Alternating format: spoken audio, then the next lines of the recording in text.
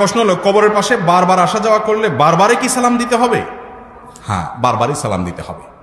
যতবার সালাম দিবেন ততবার আপনি সওয়াব পাবেন। কবর জিয়ারত করার নিয়ত করবেন, সওয়াব অর্জন হবে।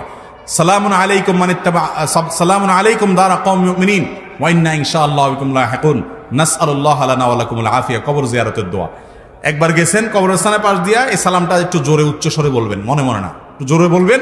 কবরবাসীকে সালাম দিয়ে গেলেন, আবার আসার সময় সালাম দিলেন। যতবার যাবেন, যতবার আসবেন, ততবার সালাম দিবেন। প্রত্যেকবার কবর জিয়ারতের সওয়াব পাবেন। কথা বুঝে আসছে?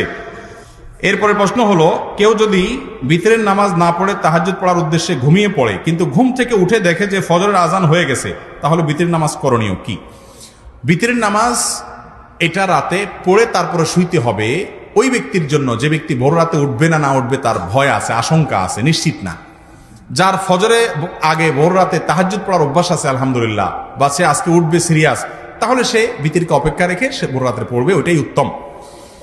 আর যার ভোর রাতে উঠার কোনো নিশ্চয়তা নাই, তার জন্য আগে পড়াটাই উত্তম। এখন কথা হলো, ভোর রাতে উঠার আশা ছিল জোরালো, কিন্তু কোনো কারণে উঠা হলো না, কি করতে হবে? পরবর্তীতে বিতরের নামাজ পড়ে দিতে হবে। সেটা আপনি সকালে পড়েন কিংবা দিনে পড়েন, আপনাকে অন্য সময় আপনাকে পড়তে হবে বিতরের নামাজটা। এরপরে প্রশ্ন হলো, কুকুরের নাক যদি কাপড়ে লাগে তাহলে কি কাপড় নাপাক হয়ে যাবে? এই সমস্যাটা বিশেষ করে গ্রামাঞ্চলে, আজকাল শহরেও তো কুকুর ঘরে ঘরে মানুষ পালে। দেখেন, কুকুরের বিষয়ে, কুকুর আল্লাহর সৃষ্টি, এর অনেক উপকারী দিক আছে। বিশেষ করে পাহাড়ের কাজে এটাকে ব্যবহার করা যেতে পারে এবং সেটা শরীয়ত সিদ্ধ। কিন্তু কুকুরের যে লালা, এই লালা এটা নাপাক। যদি কোনো কাপড়ে লাগে কুকুরের লালা, তো যেই জায়গায় লালা লেগেছে ওই জায়গাটা ধুইতে হবে। এখন কুকুর যদি নাক দিয়া শোকে, দূর থেকে শুকলো, কাছাকাছি গেল, মানে টাচ করলো না, তাহলে সে কাপড় কি হবে না? নাপাক হবে। ওইটা নিয়ে কোনো টেনশন করার দরকার নেই, নামাজ পড়তে পারেন আপনি।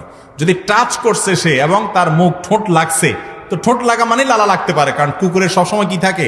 মুখে লালা বাইরে হয়ে থাকে। এই জন্য তার মুখটা যদি লাগে, টাচ হয় আপনার কাপড়ে বা শরীরে, তাহলে যেই জায়গায় টাচ হয়েছে ওই জায়গাটা কি হয়েছে? নাপাক হয়েছে। ওই জায়গাটা কি করতে হবে? ধুয়ে ফেলতে হবে। ধুলে পাক হয়ে যাবে। কাপড়ে লাগছে জন্য পুরো কাপড় খুলে ফেলতে হবে, এটা জরুরি না। আপনার মনে চাইলে খুলে ফেলেন, আপনার ব্যাপার। কিন্তু যে জায়গায় লাগছে শুধু এটা ধুলে কি হয়ে যাবে? পাক হয়ে যাবে। এরপরে প্রশ্ন হলো, আমরা জানি পুরুষের পায়ের টাকনুর নিচে কাপড় পরা হারাম, কিন্তু যদি কোনো মুসল্লি অথবা আলেম জুব্বা পায়ের টাকনুর নিচে পরে, সেটার কি হবে?